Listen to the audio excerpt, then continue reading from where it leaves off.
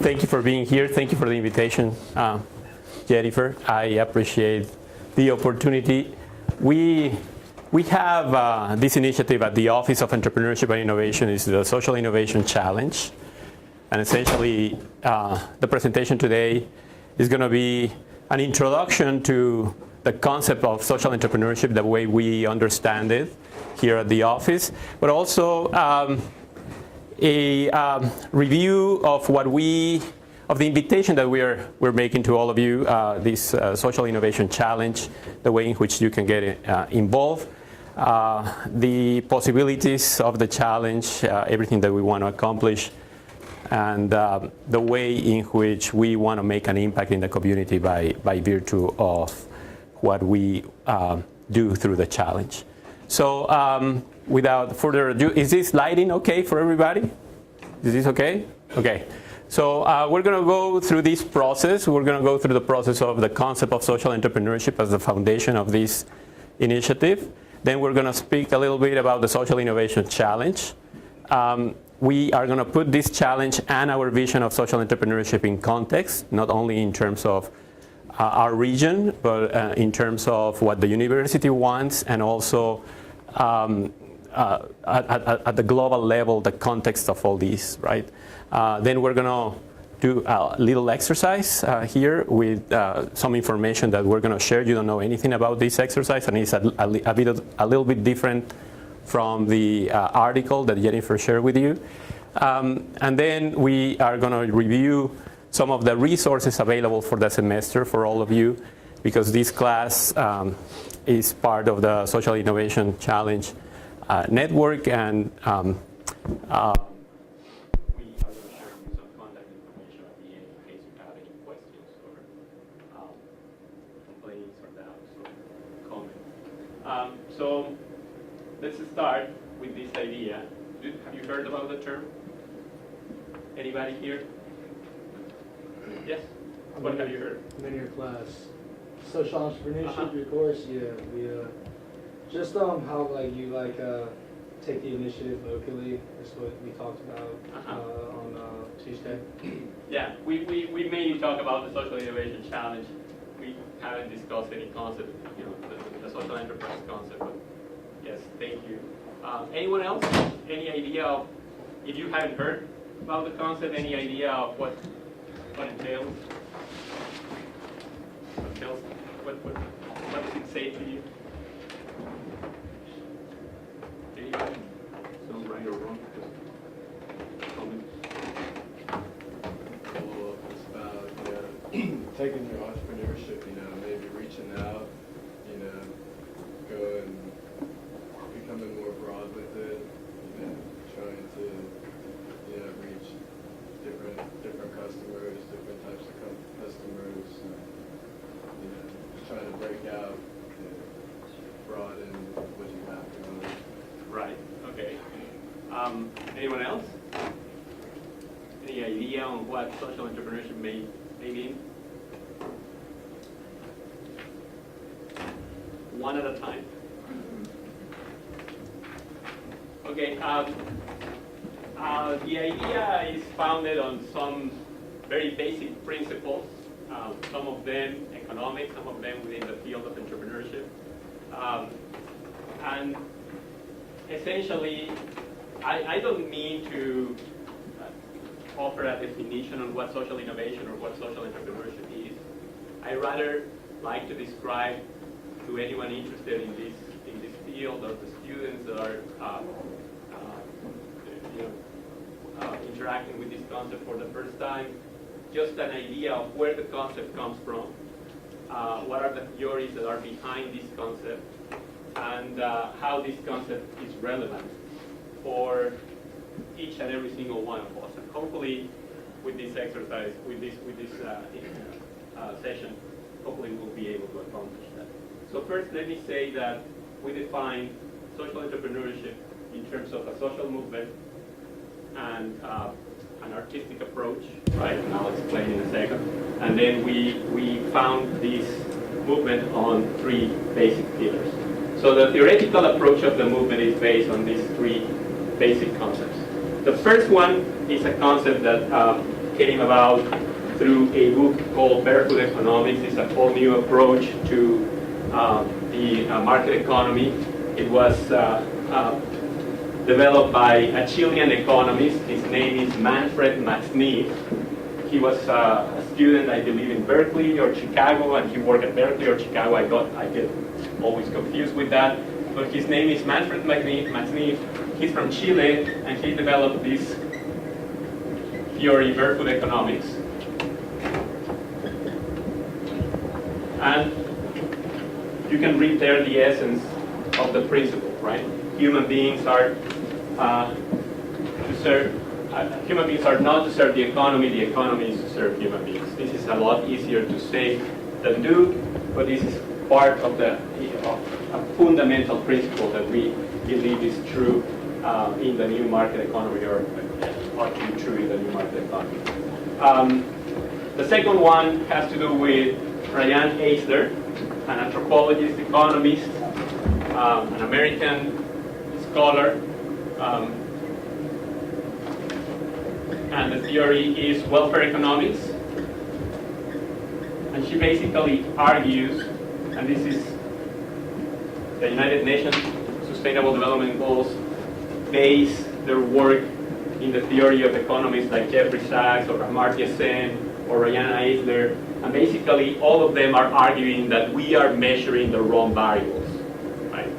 When we estimate the well-being of our economy, when we estimate how prosperous our economy is, we are measuring the wrong variables. And she essentially uses the example of childcare. Childcare not, in childcare centers, but childcare in terms of parenthood, right? And the contribution that a mother or a father do to the economy, to the national economy, to the GDP. There is no one single country in the world, not one single country in the world that measures parenthood or the effects of economy on the economy of parenthood, right, or motherhood. And this she finds very intriguing and really quite revealing of what are the things, the values that we actually hold as important in the market economy. And from there, she develops an entire theory of what truly constitutes welfare and why it's important to talk about welfare when it comes down to measuring indicators, because these indicators will determine the way in which funds are going to be allocated, right? So these indicators influence political decisions. So when we don't measure properly, then most likely we are not making good political decisions.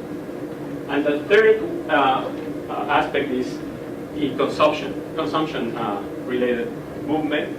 And it has to do with the capacity of the planet to sustain consumption patterns, the way developed economies, or so-called developed economies, have, right? So I don't know if you're aware of this, but America is per capita the largest polluter in the world. Right? Today, China pollutes more than America, but China is 4 times bigger in population than the United States, right? So it has 4 times the population than the United States, and yet the United States pollutes the planet 5 times more than the average Chinese. The average American citizen pollutes the planet 5 times more than the average Chinese citizen, right? So the consuming patterns of prosperous economies are conducting the economy to an unsustainable situation. So if we combine the 3 theoretical principles into the idea of what businesses should be in the 21st century, what kind of economy we want to build in the 21st century, we need to pay attention to these principles as the cornerstones of these elements. We need to measure the right variables. We need to make sure that human beings are not serving the economy, but instead the economy serves human beings, and we need to at least question our consumption patterns. The second aspect is we define entrepreneurship as an art, right? And this is a quote by Albert Camus, the author of The Stranger. You may have heard of The Stranger. And if you haven't heard, I recommend that you read The Stranger at some point in your life. But this is a quote based on the idea that you know, in entrepreneurship classes, Dr. Carol Reeves and others, we always start the class with, where is the pain? Where is the need out there for which, you know, someone is willing to pay, right? And coming up with a solution that is sustainable, that is viable, that is creative, that is innovative, requires a little bit of thinking outside the box. And this is the essence of what we want to do. We want to foster a way of approaching a problem like an artist would approach it, right?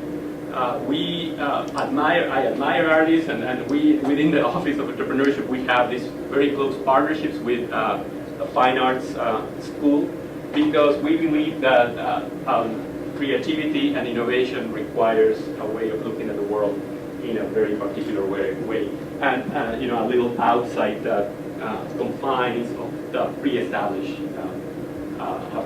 framework. And obviously, you know, it has to be a problem for someone, and there is no art where there's nothing to be overcome. So then we establish this concept of social entrepreneurship on three pillars. We rely on these three pillars, and I'm going to go through each one of them.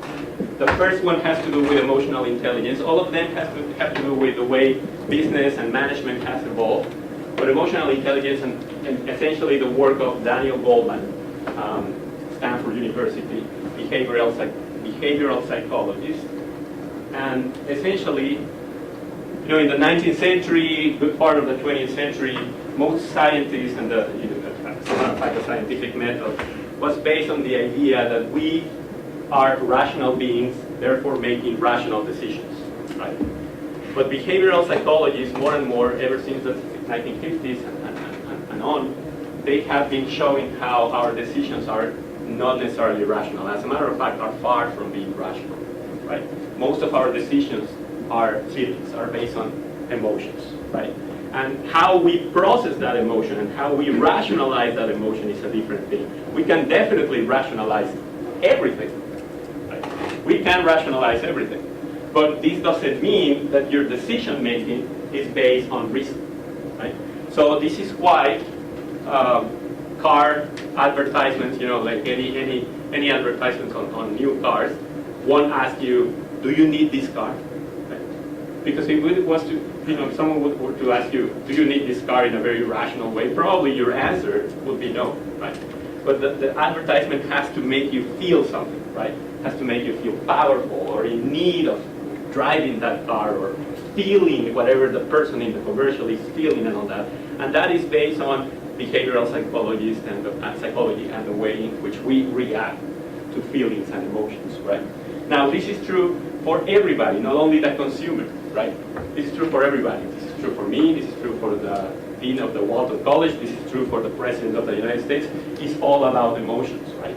And it's how emotionally intelligent we are that determines the difference. It's not what happens to us, but how we react to what happens to us, right? And in that act of consciousness, right, is where prosperous, more eloquent decisions are made in our lives. So this is an important component of social entrepreneurship, and that question, right? What is the purpose of business, right, and why? Because if you think about it, every business is a social business, because every business is or has the potential to affect society in a positive or negative way.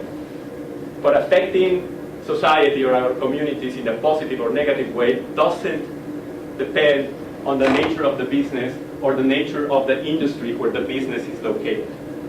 Instead, it depends on the ethical framework and emotional intelligence of those making the decisions. That's why this is so relevant for social entrepreneurship. The second aspect is, again, business, Stanford University, human-centered design, end-user design, right? Engineers were designing cars, thinking, well, maybe this will make it more aerodynamic or whatnot, and these wheels and whatever. But then someone had the idea of, why don't we ask the end user what they want and how they want the car to look, right? So this is the principle of end user design, design thinking. And this is just a very brief idea of what human-centered design is, which is, if you go back to one of the theoretical frameworks, you know, human beings are not to serve the economy is to serve human beings. Human-centered design aims to design products and goods that are good for humanity, that are good for the end user, that takes into consideration the effects that that good will have on the human person. So for instance, you know, from a human-centered design perspective, you will never design a cigarette, right? Just to put in context what this means. So this is just a very... Human-centered design is a creative approach to problem solving, one that starts with people and ends with innovative solutions tailored to meet their needs. When you understand the people you're trying to reach and then design from their perspective, not only will you arrive at unexpected answers, but you'll come up with ideas that they'll embrace. Human-centered design is both how you think and what you do with it. It's a process that consists of 3 phases: inspiration, ideation, and implementation.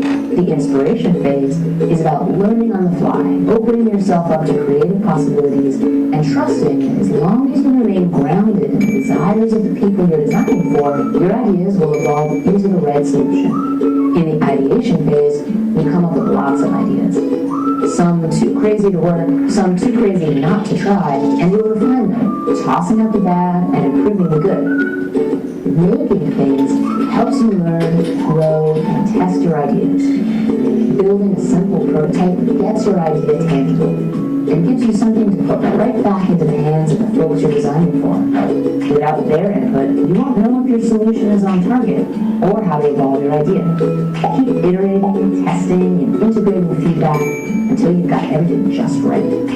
During the implementation phase, you'll build partnerships, shore up your business model, and get your idea out into the world, which was always the goal in the first place.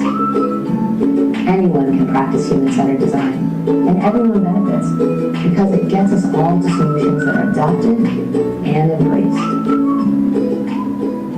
So I recommend you visit DesignKit. DesignKit.org is part of the IDEO group on these issues of human-centered design and how thinking about an environmental or a social problem can actually be tackled through this methodology. And it's an entrepreneurial methodology in essence, right? It's the social link canvas in essence. But it gives a very organized way to problem solving, from inspiration to ideation to implementation. Now the Social Innovation Challenge is inspiration and ideation. Maybe the idea is viable, sustainable, maybe it will be implemented, and we'll talk about it in a little bit. Did you happen to have the opportunity to read this article? Okay. So just very briefly, just to you don't know, I assume that you didn't know anything about the B room, right? But can anyone tell me what is the idea about? Anyone in this room? Spending more time with children between the ages of like 1 and 5. Okay, that's right. Why is that important? According to them, according to... That's like when their brains grow the fastest. Right. Okay, what else? Any idea, even if it's not in the article, any idea of why you think this is important? Yes. So that when they get older, they're smart and they have their brain growth is further along the process. That's right. So again, we go back to the principle of Eisler, the real wealth of nations, welfare economics, what really matters, and maybe if we invest a little bit more of our time and our efforts in that early education, in all of us, for all our children, maybe we can create much better societies, right? That's the principle, yes. I mean, another big thing that they want to do is, they didn't say it, but one of the bigger goals they've got, they're trying to break the pattern a little bit, some of these, one of the 5-year-olds, they went to cities, I'm pretty sure, they were in California, Pennsylvania, New York, so they're in cities, so they want to just get this information especially on the kids from there, because they're trying to break patterns of or maybe poverty or whatever that they're going through out of these kids growing up, and the next generation can try to get a better upbringing. You're bringing up a very important point of the whole project, right? Breaking patterns. Often, I don't know. I mean, I assume that none of you is a parent yet, right?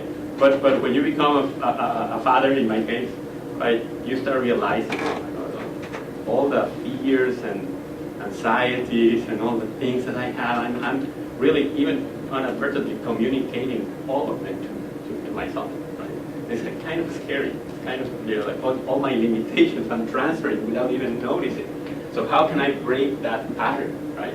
And this is, imagine, in circumstances where there is absenteeism of the parents, there is drug addictions, there is, all kinds of problems that you can think of, how difficult it is for a young child to actually break that pattern and see other things, right? So that's the principle. So I guess we were touching on this second aspect, right? But what about this third question right here? Will it work? What do you think? Do you think the idea will work? This is just like basic, assuming that you read the article, basic reaction to the idea. Might take a while. Might take a while. Definitely, that's a very important point, right? It's a very, very important point that will allow me to make one big statement here that I want all of you to remember, because we live in an era in times of immediate gratification. Things have to work fast or don't work, never work or whatever, and we need to find solutions right away. And you will be in boarding rooms and decision-making rooms where you need to bring results to the table, right? But when it comes down to environmental or social problems, you need to be able to recognize that changing behavior or changing social patterns, it takes time, and it's not. And this is why social entrepreneurship, the concept, is often misinterpreted, or people is totally confused about it. Because for once, you have in your mind the idea of Tom's shoes, right? Sharing profit, or tacos for life. Sharing profit for a social cause, and that's the business model that you have. And on the other, you have the idea of this Silicon Valley millionaire that had $10 million on the side and wanted to bring water to Kenya, right? And took a plane, went there, went to a rural area, took some pictures with some kids, drinking water from a well that he built, and he calls that, change. And of course, it's impressive, good for him, but, for that idea to actually be viable, to actually be sustainable, and to have impact, there's a huge gap. And when we see a picture of an organization, like that, wouldn't that be cool? Wouldn't that be cool that we all do the same thing and we have the opportunity to do that? But really, I mean, there is often, and I can tell you this because I had the opportunity to work with many of these organizations in the field, there is a gap between the things they say and the things they do, right? Because normally, social change or environmental change, the actual impact takes time. And there's very few people willing to invest their life in this, right? So this is why the concept is quite interesting to me, because to what extent we can actually create entrepreneurial ventures, entrepreneurial initiatives, social ventures that can generate a form of livelihood for ourselves, right? And at the same time creating this impact. And this is why it's so interesting. And we'll talk more about it. So it will take time, but will it work? Do you think, will the idea work? What do you think who are the key stakeholders for that? Who are the key stakeholders? Are we clear on what a stakeholder is? Okay, so who are the key stakeholders in this idea? Jeff Bezos? Huh? Jeff Bezos? Yes, definitely. Yeah, that's one. When you come down to implementation, who are they dealing with? Parents with children between 1 and 5. Okay, and then who else? In a a community, think in the ecosystem for this project to work. Schools, right? Teachers. And all of a sudden, decision makers in the school board, the parents and the children, of course, and people that is financing the idea, and the patient capitalist and the impact investor, and all these things. But this is probably the most important question. What kind of obstacles do you anticipate for that idea to work? Anybody? Well, they talk about parents not knowing how to educate their children or play with their children and stuff. So they, like one of the nurses went in and taught parents like the brain science behind actually playing with their children, so they become more interested in that rather than actually like trying to read their kids. They talk about like Prof families. It's not able to like actually read their children at the level they want to. So instead they went over to just playing with the children, be more effective than actually reading the children. Right. So that's a potential obstacle to their idea to flow the way they are thinking it will flow. What other obstacle do you anticipate, them having for this idea not to prosper? I think, like you said, if parents don't see like an immediate, or they'll think it's like fun at first, but after like the first month or so, maybe they'll be tired of playing with it, or they're not getting the reaction that they want, so it's not really working anymore. Right. So it's a lot of. It depends a lot on the interaction of a committed parent, right? You need committed parents to do this. And remember, someone is planning to invest money in this, right? What else? Yeah, I mean, that's what I was going to say, money. Money, right? How do we make it sustainable, financially sustainable? How are we going to scale these to every single community in America, right, where the need exists? Because obviously the need exists everywhere where there's a child, right? I guess. I mean, yeah, living in poverty. It starts with parents, That's right. So this is a problem. I wanted you to read this case study, and just as an example of the kind of ideas that exist out there, right, to address a social issue. And some of the aspects that people need to consider in order for these ideas to prosper, right? And it's not just like any other idea in business. It's not what you imagine, that matters. It's not what you come up with in your head that matters. It's when you implement and prototype and implement and try to pivot as the problems emerge that matters, and whether or not you're able to survive keeping the social mission in place, keeping the financial sustainability in place, right? That's what matters. So these are the kind of ideas that exist out there, and if you haven't read it, I invite you to read it just as an example of what is happening out there. But these questions will help you contextualize in the process of human-centered design, right? Like what is important, what are they going after, what is their social mission, and whether or not, in the context of elaborating an ecosystem assessment, whether or not their idea is viable. So anyway, this is the third aspect of our interpretation of the concept, and it has to do with these principles, right? Because innovation and entrepreneurship has to do with discipline and dedication. You cannot be an entrepreneur if you're not dedicated to the cause. You cannot be an entrepreneur if you're not disciplined. But first and foremost, you cannot be an entrepreneur if you don't learn how to look at things from a diverse point of view. And this is why, for me, it's not only important, a diverse classroom. And when I say diversity, I'm not only referring to ethnocultural background. I'm referring mainly today in the world, and I will share with you some aspects, some information about this. Mainly today, I'm referring to socioeconomic diversity, right?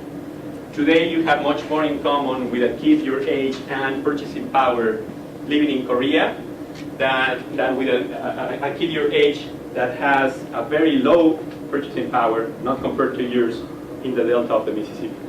You have a lot more in common with the guy in South Korea than with the guy in the delta of the Mississippi, because I think access to the market and purchasing power are these aspects. So diversity, and diversity of education and background and notions of experiences of life, right?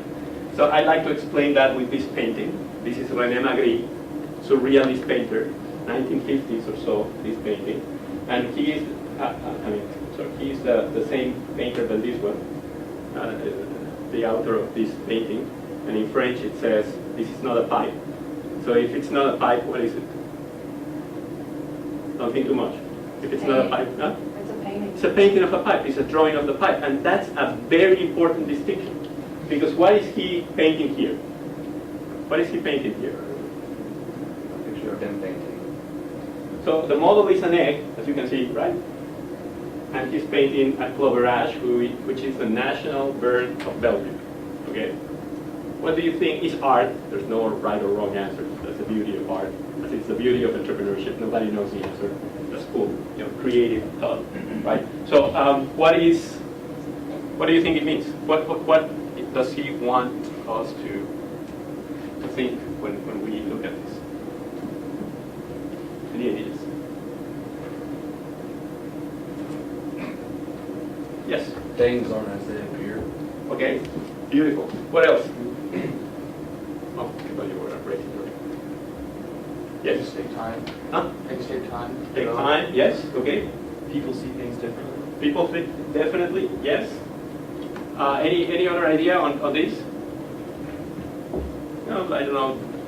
The potential of reality, for instance, chicken and egg, kind of thing, or all these things, right? But let me draw on what you just said. People see things differently. So even if we take a look and appreciate this for, say, the potential of reality, right? He is painting a clover ash because he's Belgian. He's not painting a toucan because he's not Brazilian, or a condor because he's not Chilean. He's painting a clover ash, right? Now imagine if this was international relations and this was the North-South Korea problem. And this is a theory on the North-South Korea problem, and this is the expert at Harvard University, right? And then everyone around the world will be reading what the expert says about the North-South Korea problem, right? Because this is true, right? But this is not the problem. This is just a painting of the problem, right? And that's exactly what he means. And this is exactly the point. The world, anyone knows how many people around the world today? How many people live on this planet? Almost 8 billion. Huh? 7.2 billion people. 7.2 billion people in the planet today. How many are going to be in the year 2050? Any idea? Estimations of the United Nations. We cannot do anything about it because the people that are going to have the children were already born. So, any idea? We're going to grow to up to 9.6, 10 billion people in a matter of 30 years. Your generation, are going to be sharing the planet with 3 billion people more in 30 years. And in that period, you will see that increase. And all of them will want the same resources, will want the same jobs, will want the same opportunities, right? And it's a matter of equity. And it's a matter of access to opportunity. If we keep explaining the world from the perspective of the 7% of the world population that have had access to college education, we won't have the answers. We need diversity. We need to learn in the field. I promise you, I study economics, I studied under great professors, I think, I had great opportunities, and yet I never understood what I meant by theory X or Y until I went to the field. Right? And it's in the field that I really learn, and I really experience. And I really finally understand the difference between understanding and knowing, right? You can learn everything that there is to learn about love, right? From a psychological, physiological, sociological perspective. But it's not until you fall in love that you may understand what love is. So it is very important that you experience, and it's very important that we let, as many people as possible paint their version of the truth. Because it is only through that diversity that we can get the answers that are truly innovative, right? So go see the world, learn another language, learn how to code in your area of specialization, and become entrepreneurs, even if you never have a business, right? Become entrepreneurs, reiterate. just pivot, reinvent yourself. You will always be pitching about yourself. Learn how to pitch an idea, right? So that's the principle, and that's why it's so important. Diversity is so important, because if all of us are talking about the same thing, and if all of us are looking at things in the same way, we're not going to be that successful. That's the essence of that. So what is the Social Innovation Challenge? It's just an invitation to all of you to get involved. We talk to community partners here in Northwest Arkansas mainly, some of them national community partners, some of them international, and we tell them, all of them with a strong social mission or a strong environmental mission, and we tell them, do you have a problem in your operational purposes? Do you want to expand or improve the services you provide? And what is your pain point, right? And they come up with these pain points in business strategies, in business models, in marketing, in finance, in new strategies to reach more beneficiaries, in reducing the dependency on donations and reducing the dependency on fundraising efforts and all these things. Can we come up with ideas that are viable, sustainable, and if possible, scalable for these organizations to fulfill their mission more efficiently and cost effectively? That's the point. And you are invited to take a look at these challenges. You are invited to take a look at the kind of problems that they are posing and to come up with that solution. Because one thing that our community partners appreciate is that students that don't know anything about these problems take a fresh look at them and see, well, what if you try this? What would happen? And just that very fact that you are not necessarily immersed in the day-to-day operation is what brings the difference. And just a diversity of perspective, right?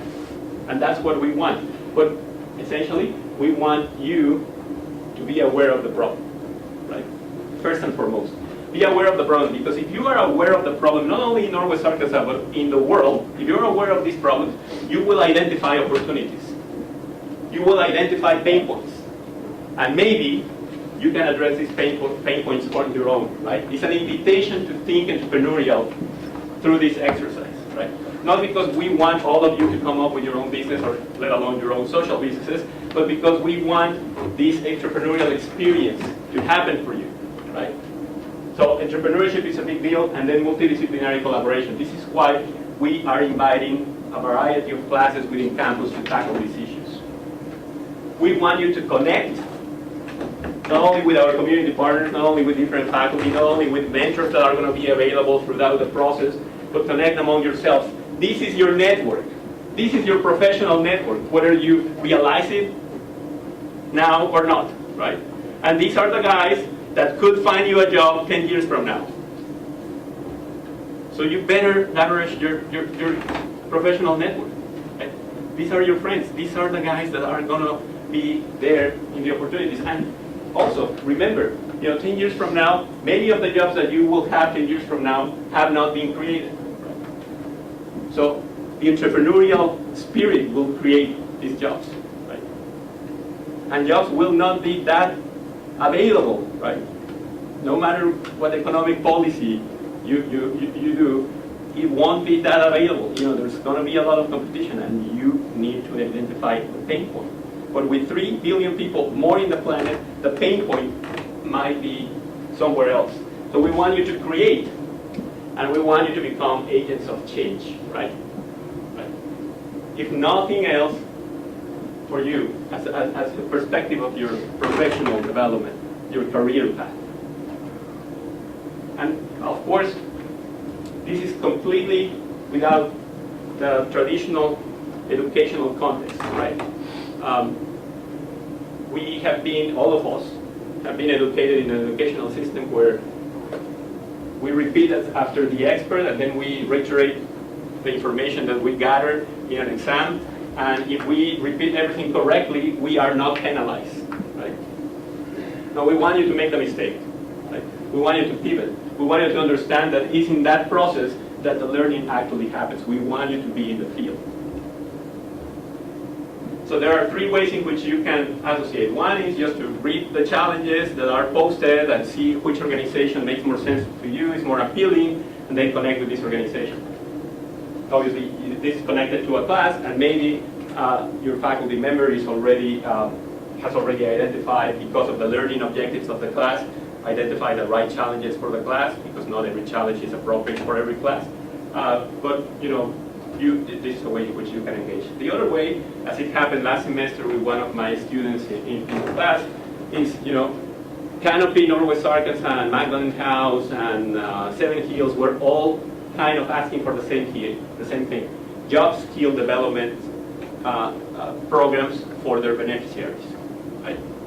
And this kid just saw that common denominator, and he said, well, instead of working for Canopy or Magdalene or Seven Hills, I'm going to develop my own social venture to address this issue in Northwest Arkansas, right? And now his name is Cannon Rich, and he is the founder of More Technologies. Right? It's a social venture and now he's taking the new venture development class with Dr. Reeves. So that's another way to connect. So identify a big problem in Northwest Arkansas and connect. And then, of course, you can choose these challenges as part of, if you need to write a capstone project, if you need to produce a thesis, you can be inspired by this work and make it yours, and then provide a real case for your work, right? And hopefully all these community partners are eager to find out what you come up with, and maybe be able to say, well, this is something that I developed for X or Y organization, and this is making a difference here and there. And when you talk to your next potential employer, you can share that with them. So these are just one example of one organization and the many different challenges that they have posted, right? And I bet you all know about Tricycle Farms. You have heard of Tricycle Farms and our students in the challenge in the past. This is just the second edition of the challenge connected with classes, and the third, if you counted the first semester, that was connected only with my class. But these are the different projects. But here the interesting part is not, we just come up with an idea and let's see what happens. The interesting part, in my opinion, is come up with an idea that we can implement, right? And we can follow through and conduct assessments and all that, fund this idea, and these ideas were receiving financial support. So anyway, the challenge is essentially a competition. So there are certain skills in entrepreneurship that require to speak in front of big audiences and pitch your idea for investment money and all that. So this is also an exercise. You will have the opportunity to do that. Pitch an idea in front of a panel of judges that will determine, whether or not your idea, with a rubric, right? You went through the process. It's viable, it's sustainable, it's scalable, and all these things, right? You can use it as a thesis or capstone project. We want you to network, and of course, we want you to brag about it in your CV, as many of our students have been doing it, and I think rightfully so. It's quite interesting when it works the way we conceive it, and when it works as the students enrich the process, right? And of course, we want to develop viable, sustainable, and if possible, scalable solutions that we can implement, that we can measure, and that we can determine their impact, right?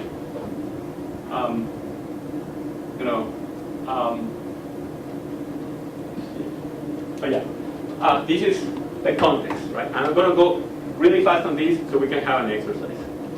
This is the context in terms of what we have identified those big players in the region are doing to transform the region, right, in what we all want it to be. So this is based, for instance, on the Kaufman Foundation principles. And I'm not saying that the Kaufman Foundation, they may not even know who we are, right? But we are doing things that are connected to their vision, right? Because we want to be relevant to what is happening, right? To where the sources of money are, where the sources of potential investors are, right? And we want this vision to be connected with what we're doing here. We're also working mainly with nonprofits. We also work with corporations and small businesses, small self-proclaimed social businesses. But we mainly work with nonprofits because they have a strong social mission. And this is the ground for the transformation of social enterprises, going from a non-profit into a social enterprise. This is the ground for true transformation. Anybody can have a good idea, and anybody can go take a picture with a thirsty kid in Africa. But that's not what this is about. Okay? And there are many organizations, big organizations, the UN and big former president foundations and all that, that is all about the show. Okay? The real change makers are the grassroots heroes, right? The ones that are in the field, suffering the same limitations that the beneficiaries are suffering. They are truly the heroes, and we want to serve them. And we want our ideas to serve them. So this is the big idea of the Kaufman Foundation. This is, for instance, the Walton Family Foundation, right? And you can see in their mission and their vision how social missions and environmental missions are important, right? So we want to contextualize this. And why is this important? Because when we go with an idea that you present, right, for X or Y organization, and this idea falls in the mission of the Walton Family Foundation, then that organization has a much better shot to implement your idea. And how cool would it be to say, I developed this idea that is serving this organization, doing this in Northwest Arkansas, or in America, or in Colombia, or wherever, and this is how we fund it, right? That's what we want. And believe me, it's going to be great for your resume, right? And then this is the university, right? In general, what the university wants the different goals of the university, and really we are not necessarily sure how in the radar we are, but we want the university to be, we want our program to be connected with the overall vision of the university, and obviously the overall vision in the world. This is the United Nations Sustainable Development Goals, and every single one of the goals are connected. It's an ecosystem. You cannot not obtain one without developing the others. You cannot harm one and thinking that you can obtain one. And we live in a world of limited resources, and money perhaps is one of the most limited ones in many corners of the world. So when you need to invest $1 in education, you need to be able to determine through serious research and ecosystem assessment where that dollars should go, right? So there's this wonderful study conducted by Esther Duflo at MIT, right? Esther Duflo is a French economist, and her book is Poor Economics. She has many TED Talks, right? But in this study, she reveals, she went 10 years to India. India is a country with very limited resources, in desperate need of education, right? And she went to India and she said, okay, we have very limited resources, so every dollar, how do I invest this dollar? What is the best way to impact the largest number of people with this dollar that I need to invest in education? And obviously, logical, rational, linear thought will lead to think, open a classroom, hire more teachers, pay them better, online education, things like this. And what she discovered is deworming kids, right? Make them healthy. Because if they are healthy, they stay in school, right? And, so maybe, the goal of health, right, is connected to the goal of education. That's the point, right? It's a living organism. That's the point. So let's see here, just put this in context. I think I'm on time. Are you still awake? Yes? Okay, that's good news. That's good news. Okay, so unfortunately, I didn't have time to prepare with the voting thing that we can use, but just raise your hand. You see the first question, right? Children age 0 to 15. How many children will be there in the year 2100 according to the UN? Who votes for 4 billion? Okay. 3 billion? Okay. 2 billion? Okay. I'll reveal the answer in a second. There are roughly 7 billion people in the world today. By the year 2040, there will be roughly 9 billion. This is the distribution. what distribution you think is accurate. Take the time to read.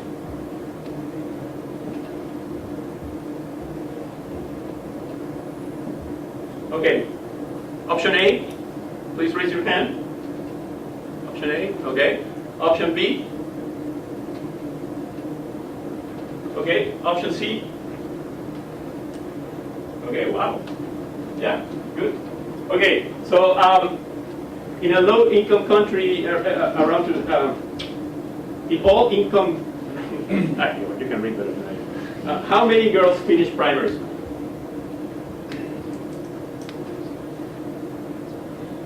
The percentage of girls living in low-income countries finish primary school. Who votes for option A? Okay, option B? Option C?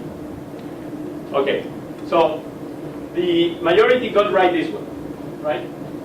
But the majority got wrong these two, right? Well, I was primary school. Is that just like the? Just elementary school, just yeah, elementary, elementary, mid school, in some cases, but that's it. So that young. Yeah, yeah. But you know, most of you, and it always happens, huh? It always happens whether we are presenting in front of high school teachers or presenting in front of other faculty, or it always happens. These two questions are wrong, right? Because we have a general misconception around the world, about the world, and a general misconception of how the world is. So let me show you a couple of things. And this is why it goes back to the ecosystem assessment. I don't know who said it. It's attributed to many big minds out there, but you know, you need to spend time understanding the problem before daring to propose a solution. Right? You need to spend time understanding the problem. And the problem is not often what you read on the paper, right? On the challenge, right? It's understanding the ecosystem. Who is the stakeholder, right? What needs to happen for the problem to actually change? So this is so important. And if we don't pay attention to these things, we might not be understanding this. So this is, for instance, from the Northwest Arkansas Council, and as you can see here, you know, these are studies that are produced at the Walton College, actually. The Northwest Arkansas Council relies on the Walton College to produce these studies. And this is, for instance, the font, I cannot make it bigger, I'm sorry, but I'll explain. So this is Bentonville, and this is the level of education among Hispanics, African Americans, and the white population in Bentonville. And you can see that the majority of the population, this is the year 2013, is white, about almost 90%. And then there is about 3% of African Americans and about 7% of Hispanics in Bentonville, as of 2013. So you get the idea here, and it hasn't changed too much. And yet, you know, what is our general interpretation of when it comes down to African Americans and education? If you were to bet who has the highest education, right? Most likely, just based in terms of equity or opportunity, you may say the white population would have higher degrees of education. Would that be fair to say? A fair assumption, right? But so when you understand the problem, I invite you to really look at the statistics, right? And put the statistics and the numbers in context of another number, right? In context of another number. So here, this graph actually indicates that 1 in every 2 African Americans that live in Bentonville have a college degree or more. And this is far more than the just 29% of whites. Just to put it in context, right? So when we go about the world with the assumption that everyone in Africa is poor, for instance, right? We are not understanding the opportunity. When we go about the world with the assumption that everyone here or there is that this or that, we are not understanding the opportunity, because we are not understanding the pain point, because we are not understanding the problem. I want to share this with you as well in the state context. What is true for the region is true for the world. This is Gapminder, gapminder.org. I encourage you to take a look at this. But this is income, wealth, and this is life expectancy, development, right? Income per capita, the wealth of the country, and levels of development. Life expectancy is a very good indicator of development because life expectancy refers to how many years a children that is born today will be expected to live in the U.S.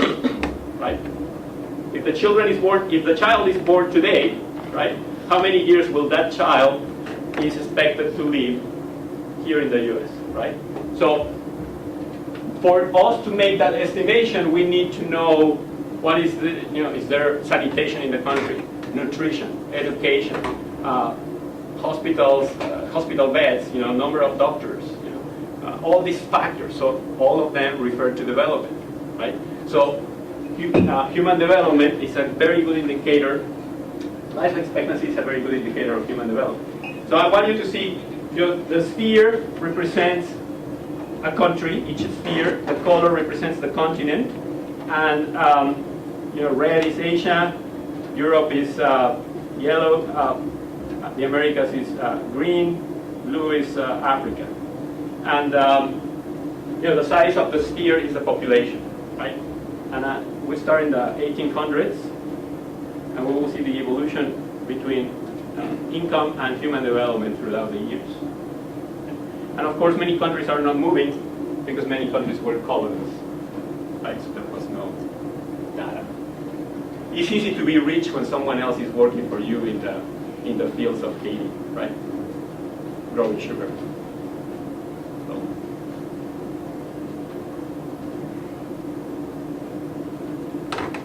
You see the drop of the war, but after the 1950s, you see how the world is moving towards the right upper corner. Okay. Fantastic evolution of the world. Because take a look at this, for instance. This mouse is weird. Okay, so here is Luxembourg, which is the wealthiest. Right? It's easy to be wealthy, with 900,000 people in your country, and all of them well educated and all that. But it's like, Luxembourg, and you notice life expectancy, so the level of development is pretty high, right? Here, Singapore, for instance. Take a look. This is the United States. Look at the level of income: $55,000, 79 years of age, life expectancy. And then take a look at Chile, for instance, with half the income, about the same life expectancy. So what does this mean? If we live in a world of limited resources, right? This means that we don't need to be as wealthy to reach the same levels of human development, to reach the same levels of equity and opportunity. This I think is pretty cool. But understanding this is something that is very relevant, in my opinion, especially when you take a look at how the world has evolved in terms of what percentage of the world has been living in extreme poverty, right? And how this percentage of the world has evolved, and now they live in level income 2 or 3. So level income 1, you walk. Level income 2, you bike. Level income 3, you buy a car, you drive a car. And level income 4, you fly. If you have taken a plane in your life, more than once, most likely you're level income 4, right? But the majority of the population of the world live in level income 2 and 3. So the opportunity is there. Right? Procter & Gamble and Unilever and all these companies are very concerned about, the female market, female products, right? Think about this, female products. And they are very concerned, like how in the world are we going to sell another one, right? So there's one for when you ride, when you swim, when you sleep, right? Okay.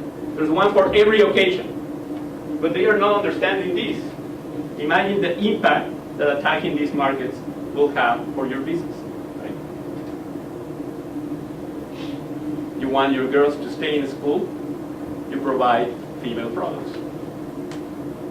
The relationship between health and education, the opportunity in the world is somewhere else. Okay. So that's the moral of the story there. But let me see if I can go back to the presentation. Are you still awake? Mm-hmm. Yeah, so far? Okay. Demographically, the world is changing, and this is also a fact. Right? And we need to be content with that. Whether we like it or not, whether we understand it or not, whether we agree with that or not, this is a fact, right? And I illustrate this fact with this picture. This is the French national team in the Argentina 1978 World Cup, right? And this is the French national team in the Russia 2018 World Cup, the world champions, right? And I don't know if you notice the difference. But about 15 of the 23 French players that won the World Cup were immigrants, and 5 were not born in France. So the level income poor countries are experiencing this dramatic demographic shift. Today, what country in the world is the third largest country? Which country is the third largest country in the world? Which one is the first one? China. Second? India. Third? Brazil. No. Okay. No? United States is the third largest country in the world, with about 1/4 of the population of China, right? The United States. But by the year 2050, the largest country in the world will be, the third largest country in the world will be Nigeria, right? And the United States will drop all the way to 10th or 11th largest country in terms of population, right? So what does that tell you? Where will the opportunity be, right? Where the emerging middle class is. It's important for you to understand if we want to identify where can we be entrepreneurial, where the opportunity, where our skills will be needed. Because remember, we belong to the elite of the world that has had access to college education, but that is about to change soon. Right? Because 60% of the girls in the lowest income countries are being educated. And when you do that, you open the possibility to all kinds of things. Look who are the engineers that are running Silicon Valley. Think of their nationalities. So that's the shift. And if we don't adapt, we may remain out of the game. This is an example of a social enterprise in India.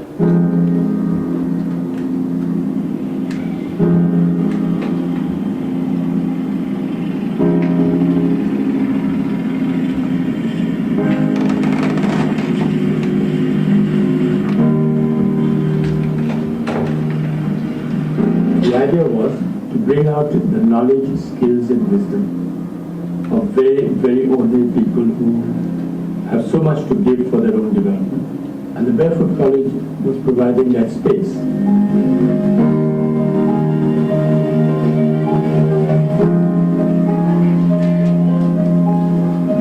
We think that it should be bottom up, that you must take the community into confidence.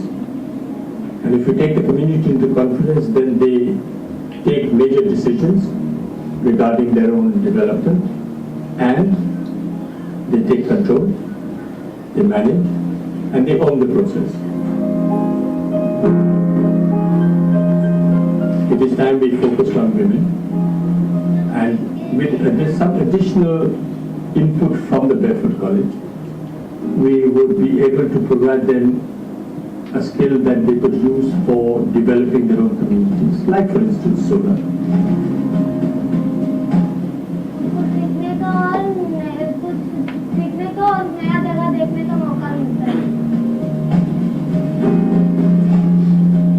हमको पढ़ नहीं सके, light बत्ती नहीं था गाँव में, तो हम तो पढ़ नहीं सके, लेकिन हमारे जिंदगी में तो कुछ रोशनी हो जाएगा, तो कुछ बच्चा तो पढ़ सकता है.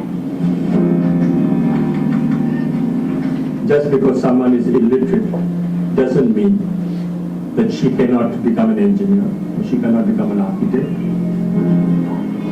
Because of this very, very exciting collaboration, we thought we'd focus on one of the poorest states of India, which is Bihar. and pick up women who have never been to school and college. We would be able to, in 6 months, without using the written or spoken word, make them into barefoot solar engineers.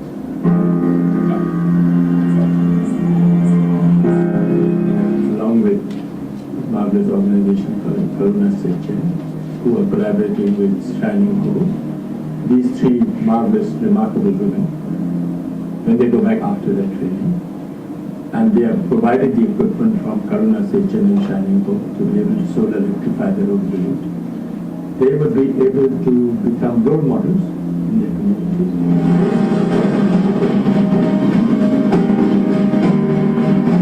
The biggest message that Barefoot College is giving to the world outside is that there is hope in every human being to develop themselves and develop their communities. The Barefoot College is highly empowering Indian women of all ages, from young girls to grandmothers, training them to become solar engineers. If you want to support this initiative and... Well, that's the conversion. But that's an idea. By the way, if you ever had the chance to travel with Dr. Vikas Anand to India and study abroad, do it. Do it. An amazing experience. You will not regret it, and you will be amazed by all the things that you're going to see there.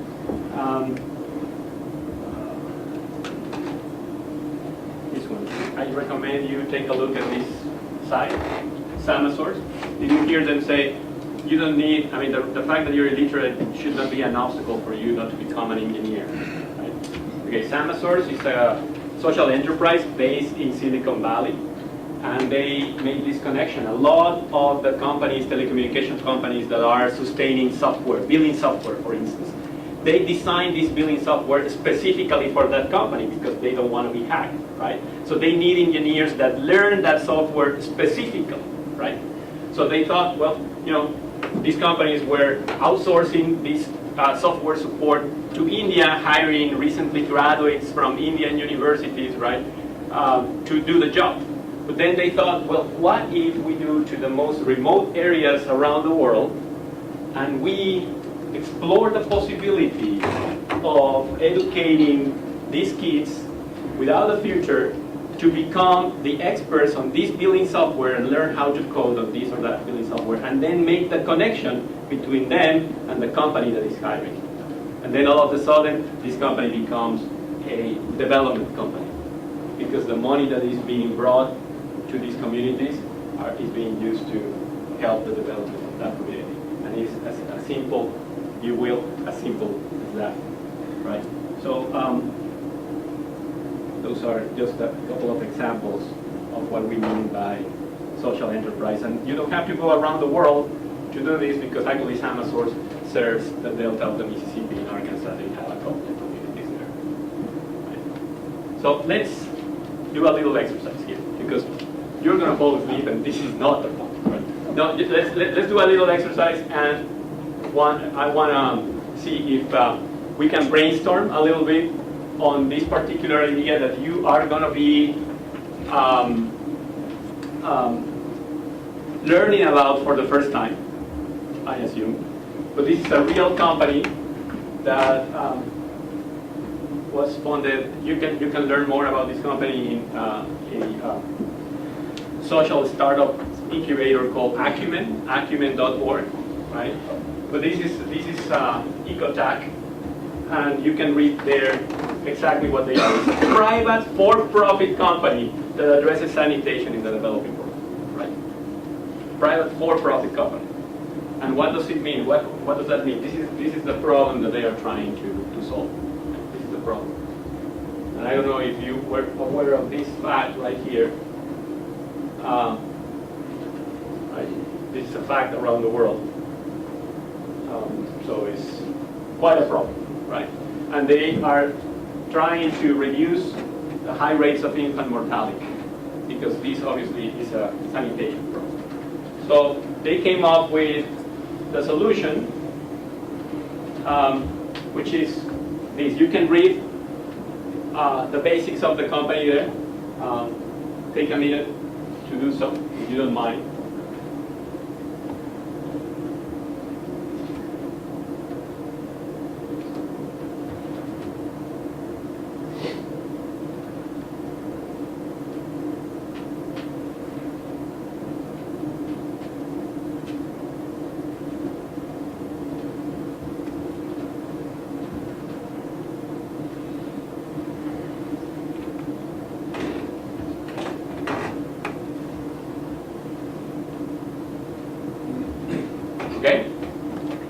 Good. Sounds plausible, right? You know, doable, right? Sounds like a good idea. They are going on volume, right? They know that there's about 1.2 billion people that don't have access to any sanitation infrastructure. They are launching their pilot in Nairobi, Kenya. Let's do it, right? But guess what? This didn't work. And it didn't work because essentially, even though they surveyed the market, even though they asked people, even though they asked them if they were willing to pay, if they were willing to use a sanitation place, and all these, a toilet, it didn't work, right? Essentially, they were not using it. So here's where the fun begins. They already are, with the debt. They received that grant. They launched the pilot. They were enthusiastic about the potential money that they were going to make and all this. And then all of a sudden they realized nobody's using it. So let's think here with the information that you have about the company. Why it's not working, and what would you do? Did they try lowering the price at all? Like what? I mean, you kind of made it sound like, yeah, these people just didn't want to, pay to go to the bathroom. So did they lower the price at all? That's I'm usually guessing they lowered the price. Well, did they? Yeah. Okay. I mean, this company exists. They are successful, but they had to pivot, right? So, first, why do you think no one is using it? Maybe like a culture shock kind of thing, that no one's used to using a bathroom. No one's used to having that kind of like commodity that we have here. So when you introduce that into the market, they don't really know how to approach it. Even if they're willing to pay for it and have like the money for it, they're not used to having it there. So it's like, why use it when I can just do what I've been doing my whole life? Right.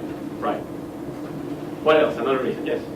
I don't know how close they're located to each person, so they might have to walk a great distance to go use They definitely have to walk because they were only able to start with 25, and in Nairobi, 10 million, 12 million people, I don't know how many million people, it's just like impossible to serve the entire population, and certainly some of them have to walk huge distances.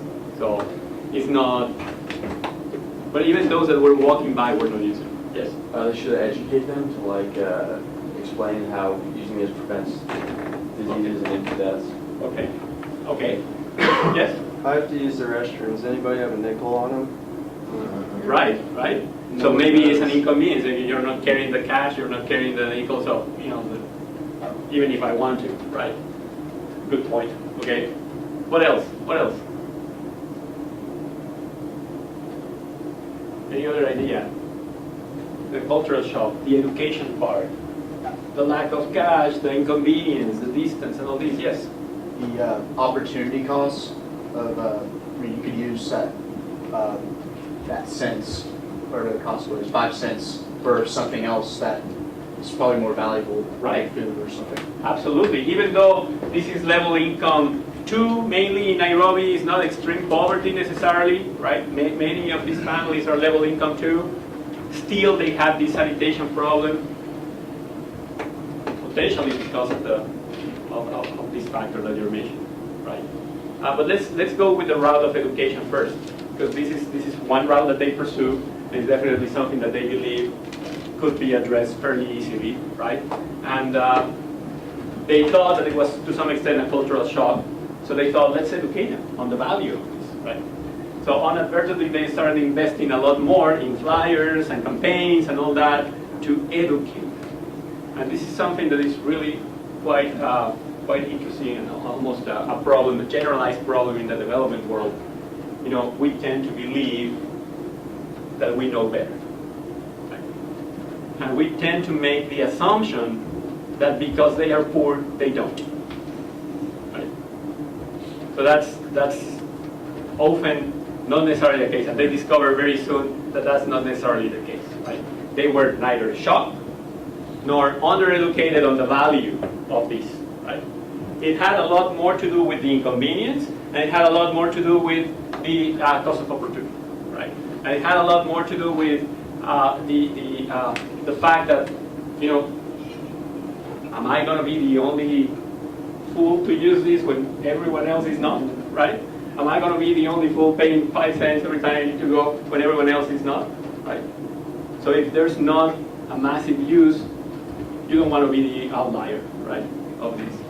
So that's where the problem was, right? But you know, the fact that they are poor doesn't make them stupid. As a matter of fact, there's a lot of wealthy people that is very stupid, right? So that's not the connection, but it's an economic problem. So they realized, how would you have pivoted?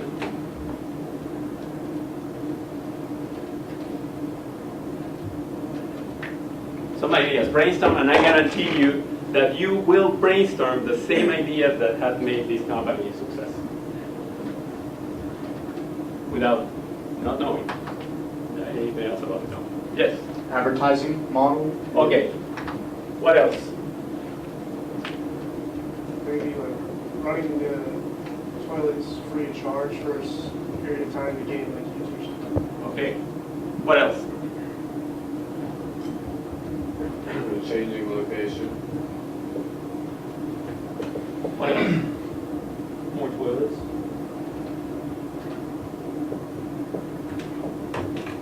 What else? Cost, What do you mean? like lowering the cost. Oh, well, lowering the cost Oh, of making free. it for free, yeah. Oh, okay. Yeah. What else? Any other idea? Yes? So, I apologize, but I have an idea, but what's the question, just to clarify? Yeah, how would you pivot? Knowing that no one is using the toilet that you installed with the investment that you have made, you don't have volume, how would you pivot with this? And we're just throwing ideas, you know. Yeah, I mean, given for what this service is, you can use that quote unquote waste for like nearby farms for fertilizer. Okay. Or whatever. Okay, so diversify the business model, right? Selling the human waste, okay? But to sell the human waste, you need to have volume. And the problem is that you don't have volume, right? And you want to be a for-profit company, so if you make it free, how would you, right? So you can connect the dots, right? By making it free, you have volume, and then you can diversify, right? Okay, so there is one, you have mentioned pretty much everything. So this one was out of the question because they didn't have the money to put more toilets, and they couldn't find investors that would invest more money to their plan when the first reiteration was a failure, complete failure. So this was out of the question. Therefore, more location is out of the question because they don't have the money to do more, right? So they have to go with this one. But when they go with this one, then what will be your business, right? How will you generate money? So advertising is one thing, yes. But there's something else other than advertising related to it that generates more money or at least reduces cost. What do you think it is?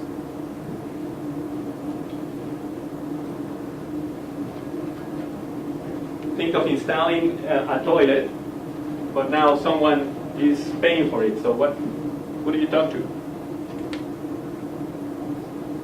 Someone else, not you, is paying for it.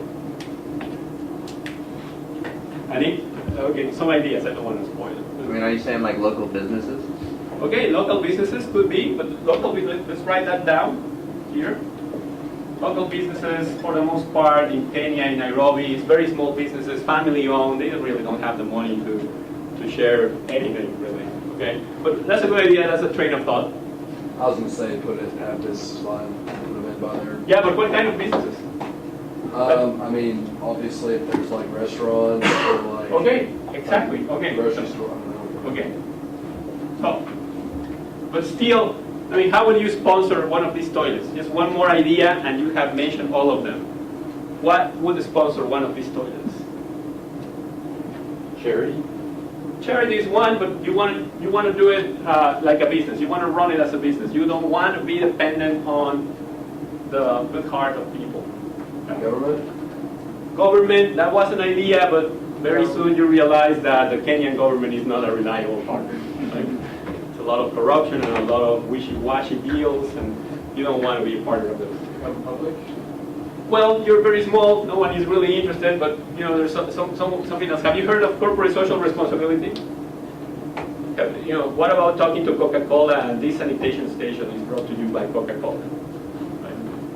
In a market like Kenya, understanding the opportunity of an emerging middle class, right? So that's one thing. So let's really, I mean, how much did you know about this? You know, only this slide. Right? What does it take to understand the problem? And you know, obviously, you know, we're contextualizing, and I'm revealing many of the factors that they took. You know, it took them weeks or, you know, painful moments to find out, right? But so, for instance, with the education thing, or with the partnership with the government and all these things, right? But in general, they went with a free strategy, make it free. This will increase volume, right? Then they went and talked to the big corporations, right? Would you sponsor this? Now you're not paying for the sanitation station. Then they talked to local governments or the same corporations for advertising, right?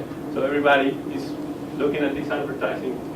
Then they went and did partnerships with local businesses who would be interested in having a healthy surrounding, right?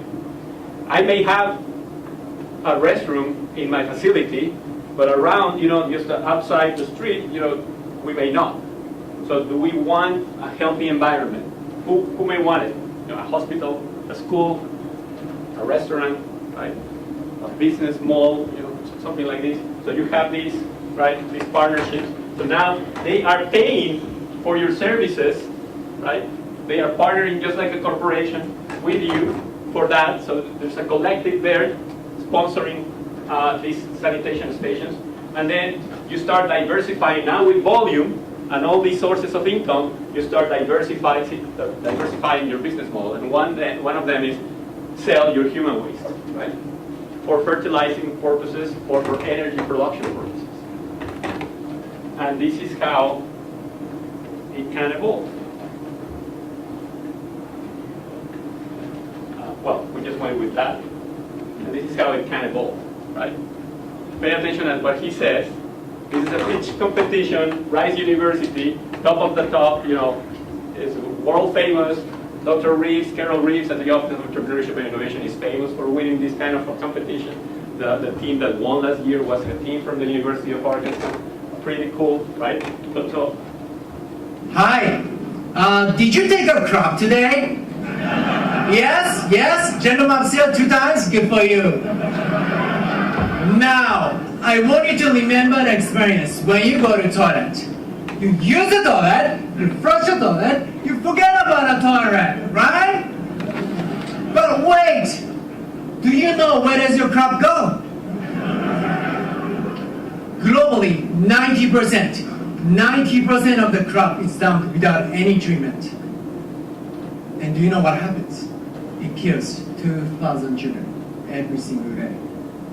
So, with the help of Bill Gates Foundation, we, Garcia Sanitation, developed patented toilet, which eliminates 99% of the pathogen at the lowest cost. There's more than $50 billion market, and investment in Garcia will give you 20x ROI. So please find us, and let's talk more about crop. Thank you. So they opened a market opportunity that went beyond, you know, just installing sanitation stations in developing nations, right?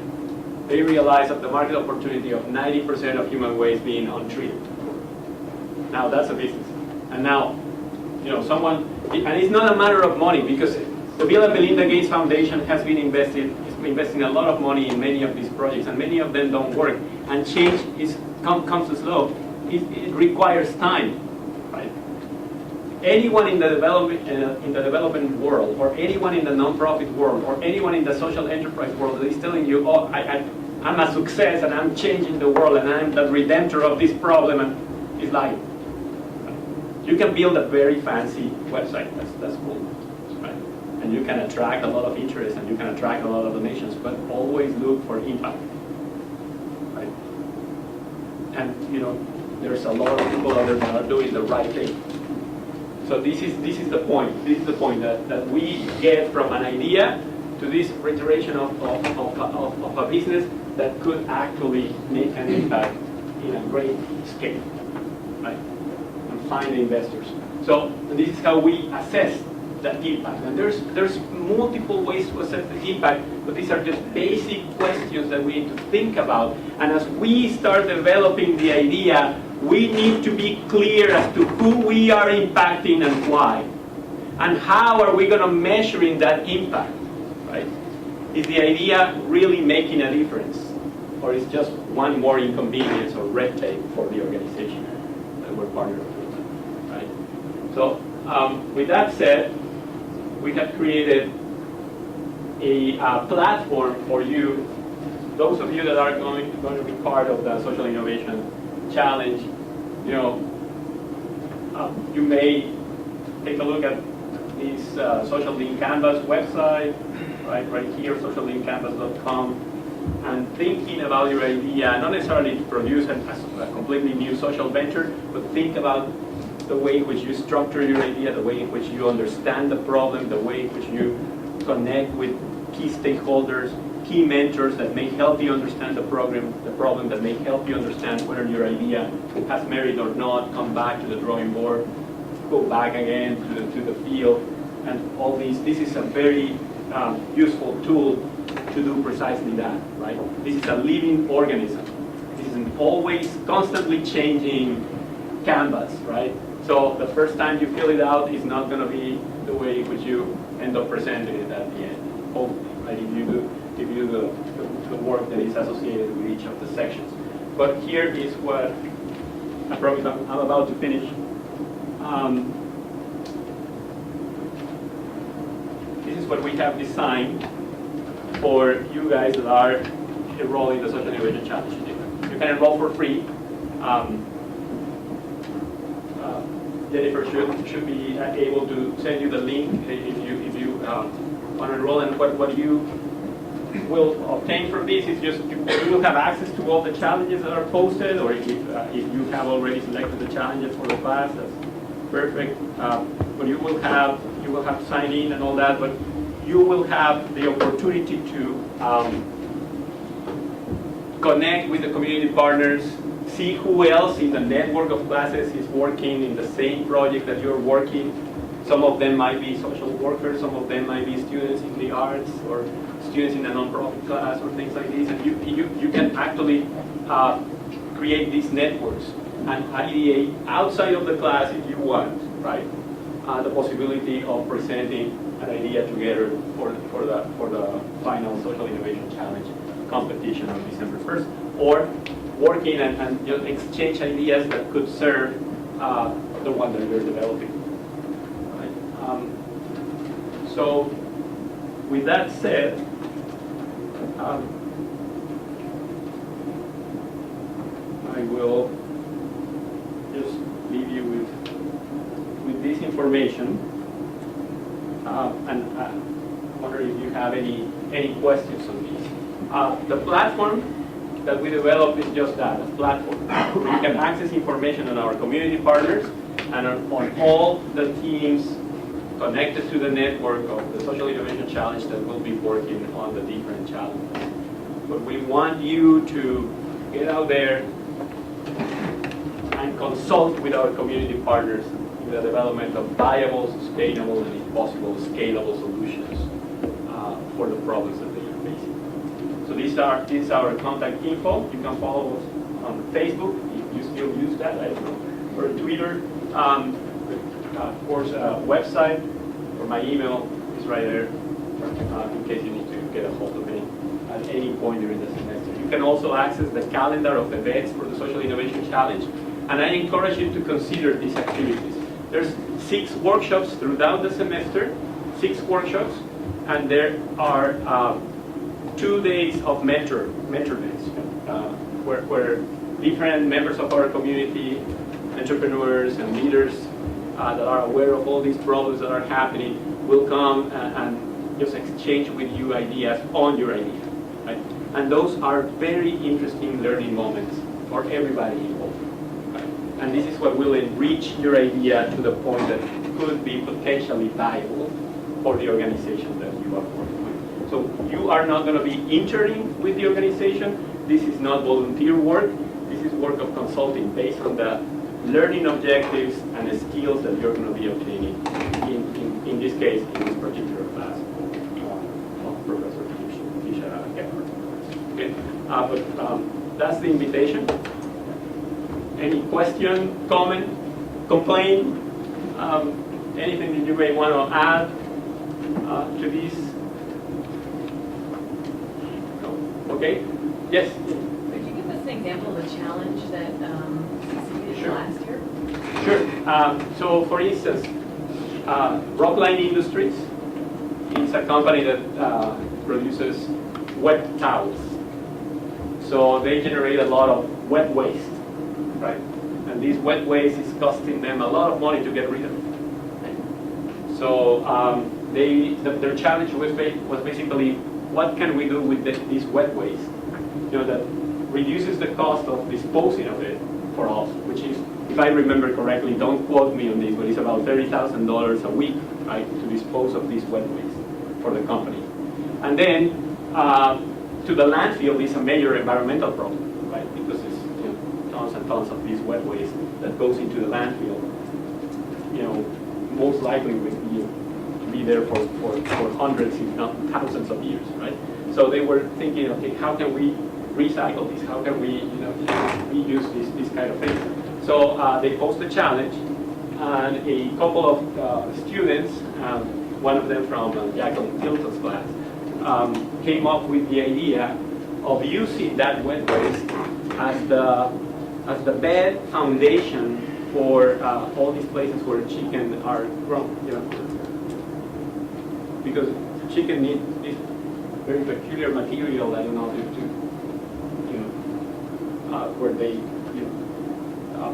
are being grown, like they have these beds, and they were wondering if they can use that material, and instead of these farmers having to buy this material, maybe just pick it up as a donation from Rockline and use it as the bed, right?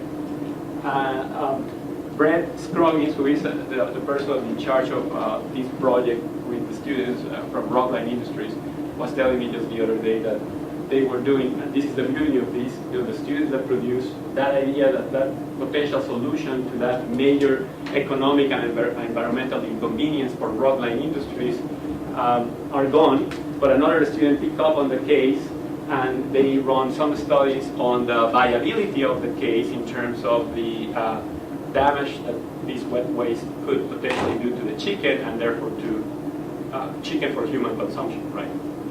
To us. But apparently the first results are very encouraging. So this is truly a very promising outcome.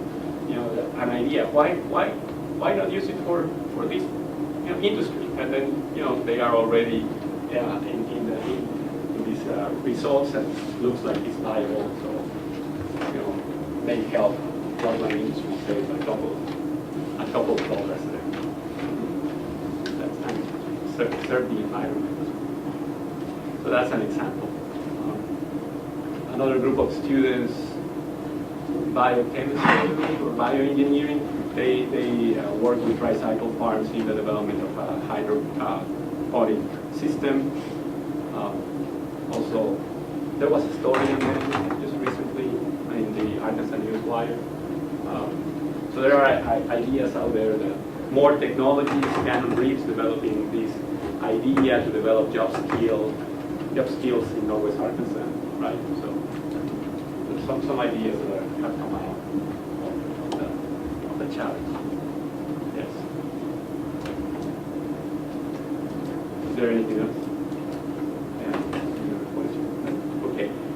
May I just take a few minutes then just to introduce you? This is just an hour and a half.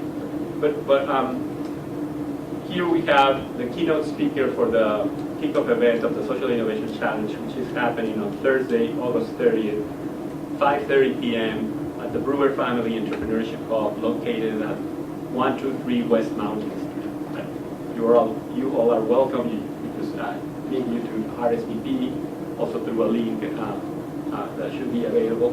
But they're coming all the way from Chile, and if you have any questions, they run one of the most important social enterprises in Latin America.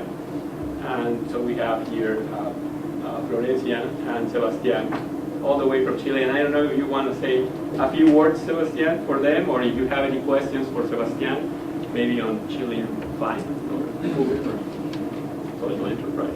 Well, as Rogelio said, we have traveled today 15 hours from plane, so we're a little bit tired. So also like you. Just to add, Balloon Latam is, I don't want to tell you specifically what we do. I want to tell you some reflections, but this journey of social entrepreneurship has been in these 7 years that we have been working.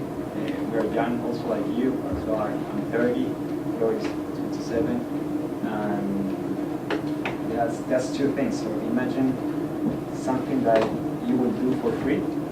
So 10 seconds to imagine that, something that you would do for free.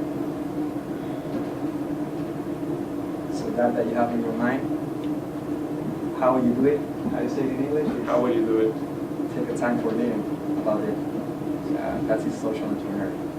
And take a life doing that. And another thing is that to make a difference between common entrepreneurship and social entrepreneurship is like common entrepreneurship. What you want to do is that the shares of your company have the maximum value, yeah? So the shares of your company maximum value. In social entrepreneur, what we want is to run out of job. We don't want our job wants to end because the social problem that we're going to achieve is solved. So that's our mission. It's completely different of making maximize our profits. We work with the Walton Family Foundation in Chile. It has been also a journey working with the Waltons directly, and that's why I invite you to take out that story. I will tell you how I from South America in Chile get to Kenya and we went to Africa and start a business that's over here in 6 different countries right now. We raise 10% of the company, $580,000 as a social enterprise 2 years ago. So also you can make a group for living by making a different purpose that is working in different local communities in Latin America. So this type of experience of study abroad that you said, talking to India, and we expect to open something open experience working in South America for our Kansas universities, one of the things that we are here. So yeah, so I invite you to this Thursday to tell, in a much deep way the whole story, what we do, and check out what is Balloon Latam. We are operating in Mexico, Argentina, and also in Chile. We were operating in Venezuela, but Venezuela, you should know what is the situation there, so we had to close 1 year, 2 years ago. So, yeah. Okay. Any question for Sebastian? Any comment? Well, I hope, thank you for your attention, first and foremost.